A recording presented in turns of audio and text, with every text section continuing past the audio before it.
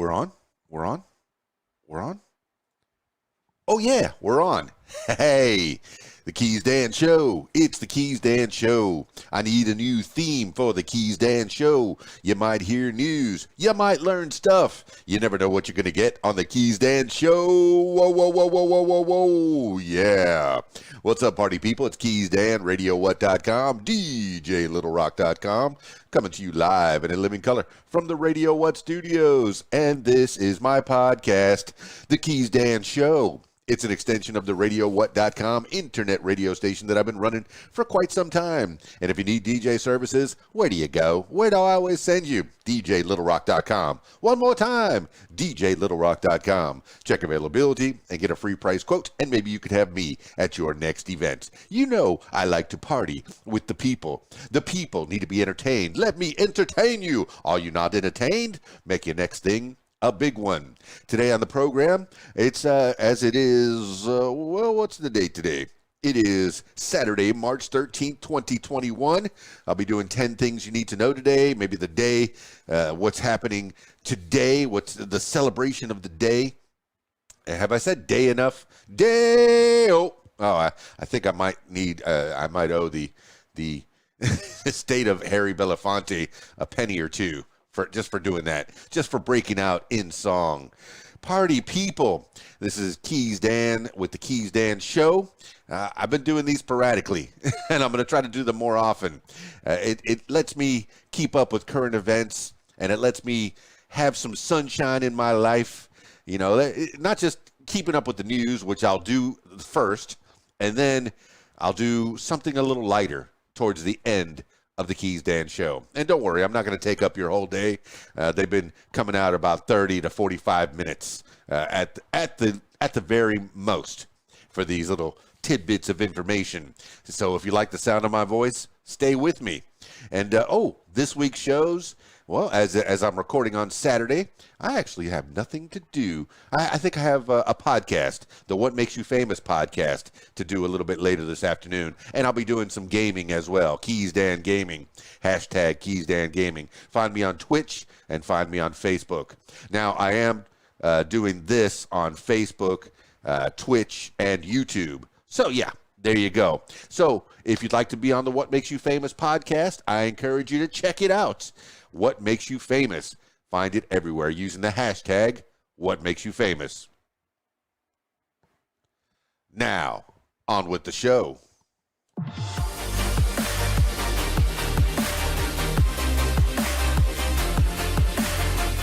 Today on the program, we will start off with the 10 things you need to know today for Saturday, March 13th. 2021. 10 things you need to know today. Number 1, George Floyd's family will receive $27 million settlement. The family of George Floyd will receive a $27 million settlement from the city of Minneapolis following a wrongful death lawsuit.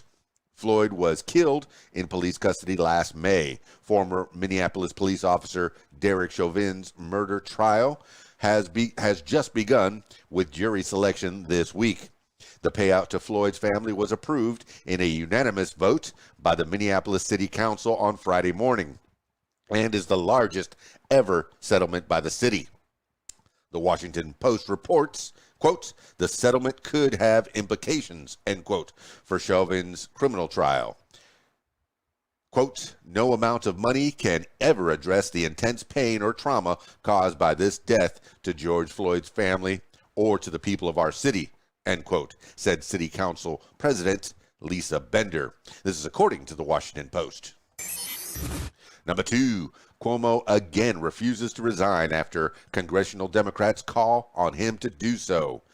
New York Governor Andrew Cuomo, Democrat, said Friday he will not resign after a majority of House Democrats called on him to do so amid a growing sexual misconduct scandal.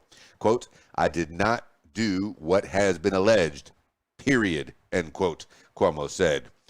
He also criticized politicians who, quote, form a conclusion, end quote, without a, quote, single fact, end quote, as, quote, reckless and dangerous, end quote. And he questioned the motives of the women who have accused him of sexual harassment, saying a quote, lot of people allege a lot of things for a lot of reasons, end quote. Senate Majority Leader Chuck Schumer, Democrat, New York, and Senator Kirsten Gillibrand, Democrat, New York, joined the group of House Democrats in calling for Cuomo's resignation later in the day. In a joint statement, the senators said it has become clear Cuomo has, quote, lost the confidence of his governing partners and the people of New York, end quote. This is according to Axios and The Week. Number 3, U.S. has administered more than 100 million COVID-19 vaccine doses. As of Friday, the United States has administered more than 100 million COVID-19 vaccine doses, Bloomberg and the Wall Street Journal reports. The uplifting milestone comes after a year's worth of grim ones. Nearly 20% of the U.S. population has received at least one shot, and more than 10% is fully inoculated. Currently, an average of 2.3 million doses are being administered across the country per day, a rate that is likely to increase in the coming weeks. President Biden initially aimed to cross the 100 million dose threshold by his 100th day in office. So Friday's news exceeded early expectations. Now Biden said the goal is to make the general population vaccine eligible by May 1st. And that doesn't mean everyone will get their shot immediately, but the hope is that appointments will be available to all by then. This is according to Bloomberg and the Wall Street Journal. Number 4, $1,400 stimulus checks begin to hit bank accounts. The Internal Revenue Service said late Friday that the $1,400 stimulus checks included in the American Rescue Plan will make their way to individuals' bank accounts, quote, as early as this weekend, end quote, with more coming this week. Indeed, some people had already received their payments by Friday evening, just a day after President Biden signed the $1.9 trillion COVID-19 relief bill into law. Starting Monday, those eligible for direct payments can begin tracking the status of their check via the, quote, Get My Payment, end quote, tool on the IRS's website. Eligibility is determined by individuals' 2019 or 2020 tax return, whichever is the most recently processed. Anyone earning $75,000 per year or less qualifies. For couples, the cap is a yearly income of $150,000. This is according to Insider and USA Today.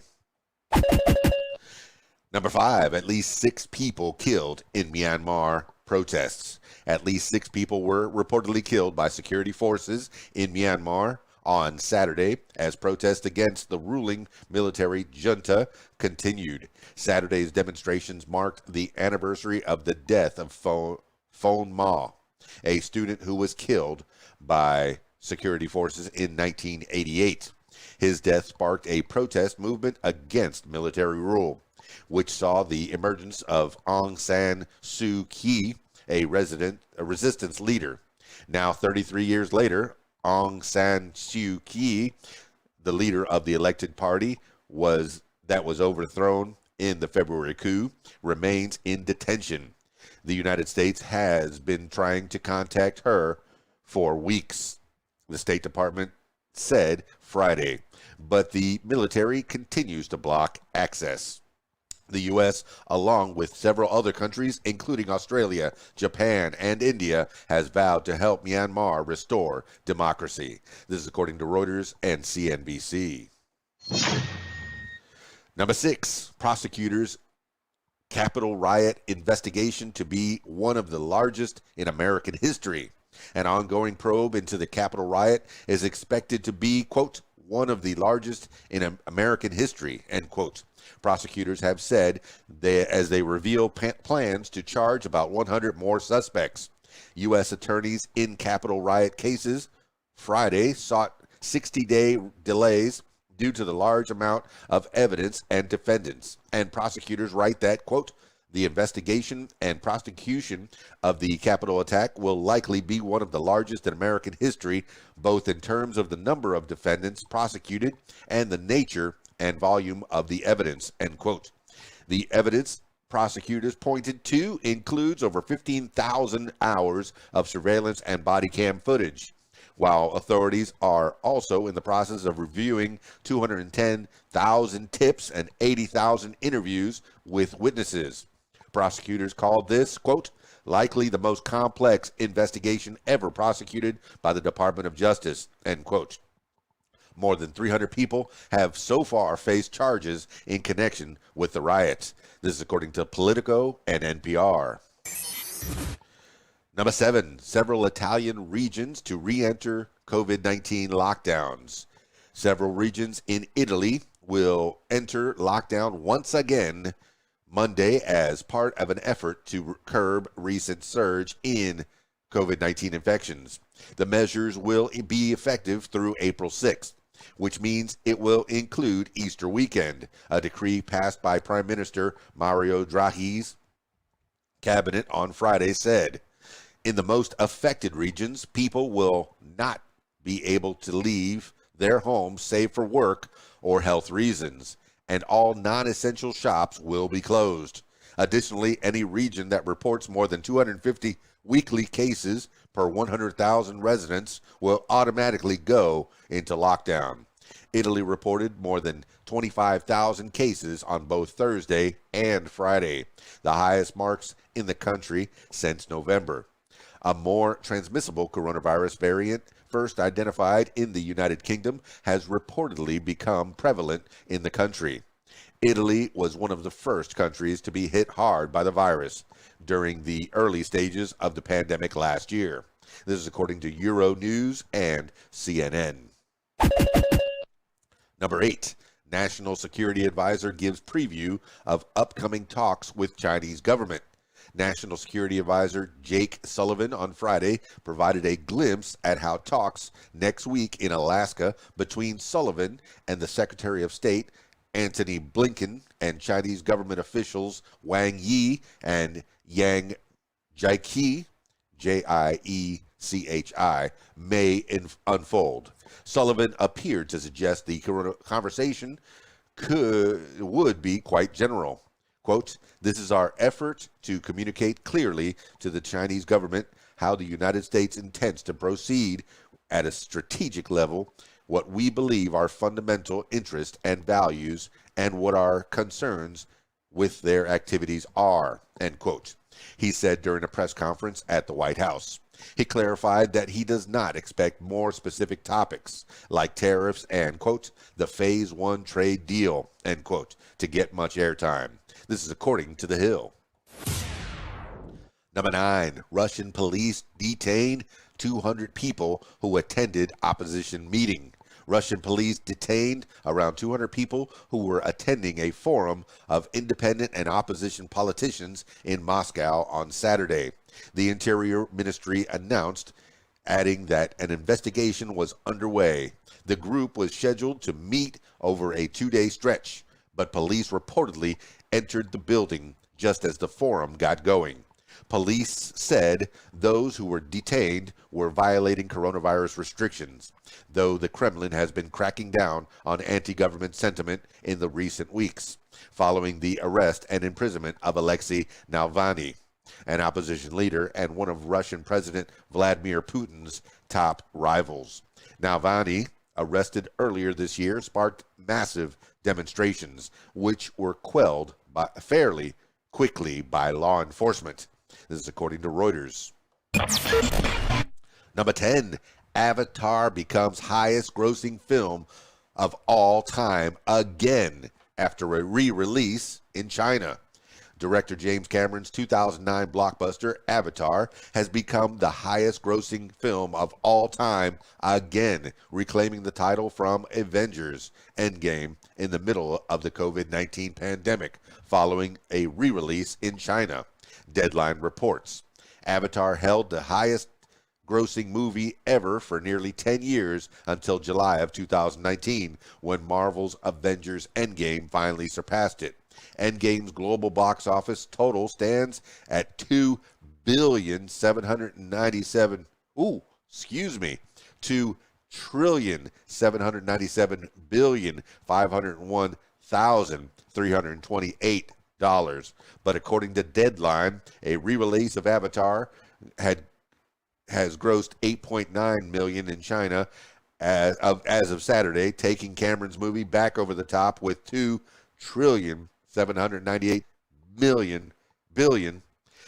Let me start over. 2,798,579,794. Big numbers hard. China has been, quote, experiencing unprecedented box office demand, end quote, Variety notes, even as U.S. box office totals have remained low with major blockbusters delayed. This is according to Deadline. That's 10 things you need to know for Saturday, March 13th, 2021. Thank you so much for listening. I appreciate that. Now, let's do some more little tidbits on this date in history, March 13th. Oh, not great news, but hey, history. If we don't learn history, it tends to repeat itself. So we need to learn from history so we don't keep making the same mistakes. In this date in history, Tsar Alexander II assassinated in St. Petersburg. Tsar Alexander II, the ruler of Russia since 1855, is killed in the streets of St. Petersburg by a bomb thrown by a member of the revolutionary, quote, People's Will, end quote, group.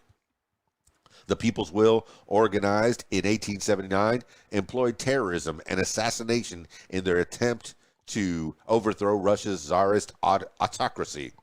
They murdered officials and made several attempts on the Tsar's life before finally assassinating him on March 13th, 1881. As Tsar, Alexander did much to liberalize and modernize Russia, including the abolishment of serfdom in 1861. What is serfdom? I'm going to look that up real quick. A state of being a serf or feudal laborer. Oh, okay. I don't like when the definition includes the word in the definition. Hey, serfdom, it's being a serf. No, okay, it's being a feudal worker in 1861.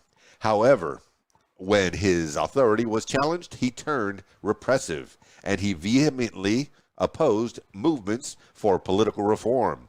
Ironically, on the very day he was killed, he signed a proclamation, the so-called Loris-Melikov Constitution, that would have created two legislative commissions made up of indirectly elected representatives.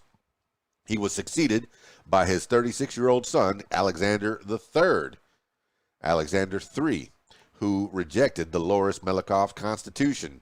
Alexander II's assassins were arrested and hanged, and the People's Will was thoroughly suppressed. The peasant revolutionary advocated by the People's Will was achieved by Vladimir Lenin and Bolshevik revolutionaries in 1917. Woo! All right, on this date in history, March 13th. All right. Now there is a days of the year calendar that I like looking at, and today, March 13th, 2021, is Jewel Day. Jewel Day. Not the singer, not the popular singer. I did a karaoke show last night, and one girl, Becca, I said it by name, she sang two Jewel songs. That was pretty cool. No, this is Jewel Day. It's a well-known truth that jewels and diamonds are a girl's best friend. One truly can't go wrong gifting jewels for a special occasion, such as a birthday or anniversary. Ornaments are also an excellent way to dress up an outfit and help boost one's self-confidence. Jewels are sparkly and attractive and fun to wear all year round. Anyone who would be lucky to receive a brand new jewel to show off to friends and family, it's all about celebrating the makers, the jewelers, and the actual pieces that have and will continue to delight customers regularly. The day encourages people not only to wear and enjoy their jewels, but to take a moment to appreciate the artisans who work hard and diligently to create these beautiful gems. Learn about Jewel Day. Jewel Day is the perfect opportunity to pull out old pieces or to purchase new ones to give to someone else. It's not just about the beauty of the jewels, but also the creative makers who produce these striking items. The purpose of the day is to come together to commemorate these unique pieces that are shiny, blingy, and sparkly and can help enhance one's outfit and style any day of the week. One of the hardest substances known to man is a diamond. The word diamond comes from the Greek word invincible, which is very fitting. Jewel Day is an excellent way to highlight makers and designers who work hard to please their customers. It's essential to admire their talent and ability to come up with custom solutions and options for each person who shops with them. Most jewelers offer a wide variety of gemstones and can please even the pickiest of customers. These artisans are talented and crafty and deserve some recognition when it comes to all their creativity and abilities. Not only do artisans make jewelry and work with clients to design pieces made for them, but they also know how to repair and clean jewels so that they look brand new again. History of Jewel Day. The word jewel originates from the medieval Latin word jocale, which means plaything or pastime. One can define a jewel as a gemstone, or precious or semi-precious and natural or man-made. Also, for ornaments made from these gemstones, people have been wearing jewels for centuries, and many view them as a way to reflect one's status in society. Ornaments of all shapes and sizes have been, and today people wear them for both functional and decorative purposes. While the origins of Jewel Day are unknown, many people acknowledge and celebrate this special day annually. One historical fact that should be touched on is that one can purchase birthstones by month and personalize a gift based on this idea. See the information. Let's see. Birthstones by month. January, that's my month, is a garnet. That's a red stone, if I'm not mistaken. February is an amethyst. March, aquamarine. April, diamond. May, emerald. June, pearl. July, ruby. August, peridot. September, sapphire. October, opal. November, yellow topaz. Citrine. Wow, they get 2. December, December gets 3. Tanzanite, zircon, blue topaz. How about that? How do they get 2 and 3? How to celebrate Jewel Day. There are many ways for how a person can celebrate and participate in Jewel Day. It's a chance for anyone who's been eyeing up a piece of jewelry to indulge and treat oneself. Treat yourself to a special gift. On the other hand, a shopper may want to purchase a jewel or gemstone for someone they care about deeply. A person may want to save up his or her money over the year so that when this day rolls around, he or she can make a purchase and call the pieces their own or gift it to someone special. It's also fun to exchange handmade jewelry with friends and family members, or use the day as a chance to polish and take care of one's personal jewels. Get together and observe each other's jewels and share about why each piece is important to the person and reasons why that's the case. Pull out all the favorites and wear them on Jewel Day.